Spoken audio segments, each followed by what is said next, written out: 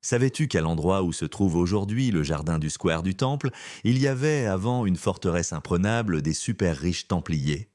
Salut, t'as de la chance, tu viens de tomber sur le deuxième épisode de notre mini-série sur le Paris qui n'existe plus. On a réuni pour toi des légendes urbaines et des histoires de bâtiments et de lieux qui ont marqué l'histoire de Paris, mais qu'on ne peut malheureusement plus voir.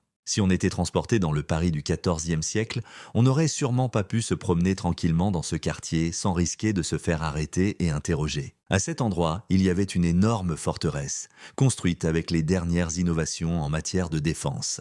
Et c'était là que se trouvait le quartier général des Templiers, un ordre spirituel et chevaleresque fondé à Jérusalem pendant la première croisade et qui a fini par s'installer à Paris au XIIe siècle. Les Templiers ne sont pas connus que pour être des chevaliers et des moines, mais aussi pour être des banquiers ultra doués à qui tous les rois d'Europe de l'époque devaient des tonnes d'argent.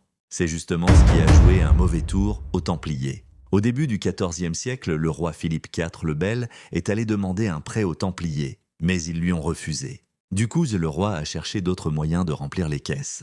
Pas longtemps après, des rumeurs ont commencé à circuler. On accusait les Templiers d'hérésie, de culte démoniaque et d'idolâtrie, des accusations super graves pour l'époque. Et quand tout le monde a commencé à y croire, Philippe IV, avec le soutien du pape, a convaincu les États généraux de faire arrêter les Templiers. Le matin du vendredi 13 octobre 1307, tous les Templiers en France ont été arrêtés et leurs biens ont été confisqués au profit du roi. Après leur arrestation, la forteresse du Temple a été fouillée plusieurs fois à la recherche de fameux trésors des Templiers, mais on n'a jamais rien trouvé, ce qui a donné naissance à plein d'histoires, plus ou moins fantastiques, sur ce trésor caché des Templiers. Quant à la forteresse, elle a été vendue à des particuliers, et pendant la Révolution, il y a eu une prison là-bas où la famille royale a été enfermée un moment. Elle a été détruite au XIXe siècle pour aménager le quartier. Cher ami, si t'as aimé cet épisode, pense à t'abonner pour ne pas manquer le prochain épisode.